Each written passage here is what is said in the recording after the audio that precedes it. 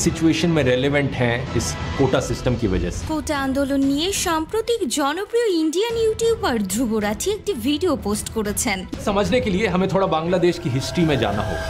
যা রীতিমতো 12 ঘন্টায় প্রায় 5 মিলিয়ন ভিউ ছাড়িয়ে গেছে এবং সেই ভিডিও বর্তমানে ইউটিউবে ট্রেন্ডিং এ আছে। देश की प्रधानमंत्री शेख हसीना को अब प्रोटेस्टर्स বিজেপির দুর্গ একাই যোদ্ধা, যার প্রতিটা তীর ছুঁড়ে মারে সরাসরি লক্ষ্যে। কোটি কোটি মানুষের কানে কানে তার গল্প, তার গবেষণা, তার প্রতিবাদ। কিন্তু কিভাবে একজন সাধারণ মধ্যবিত্ত পরিবারের সন্তান, যার পড়াশোনায় তেমন কোনো আগ্রহ ছিল না, সে হয়ে উঠল এত প্রভাবশালী একজন ব্যক্তিত্ব?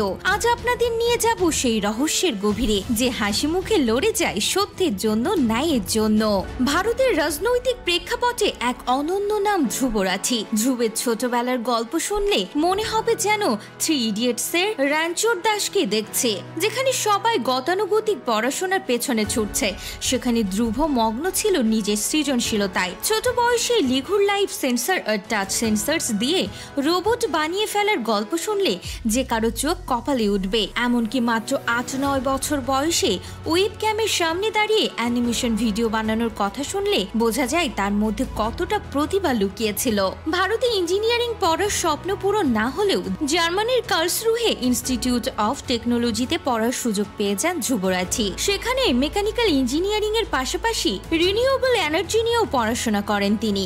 আর এই জার্মানির মাটিতে ঘটে যায় এক অপ্রত্যাশিত ঘটনা। ট্রামে যাতায়াতের সময় পরিচয় হয় তার জীবনসঙ্গী ইউলির সাথে। কিন্তু একটাই প্রশ্ন, একজন ইঞ্জিনিয়ার কিভাবে হয়ে উঠলেন ভারতের রাজনীতির সমালোচক? এর পেছনে রয়েছে এক অন্যরকম গল্প।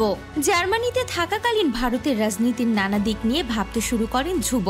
ভারতের সমস্যাগুলো, রাজনৈতিক অস্থিরতা, সামাজিক বৈষম্য, এসব নিয়ে তার মনে জন্ম নেয় নানান প্রশ্ন। दुनिया भारत की सुनने लग गई।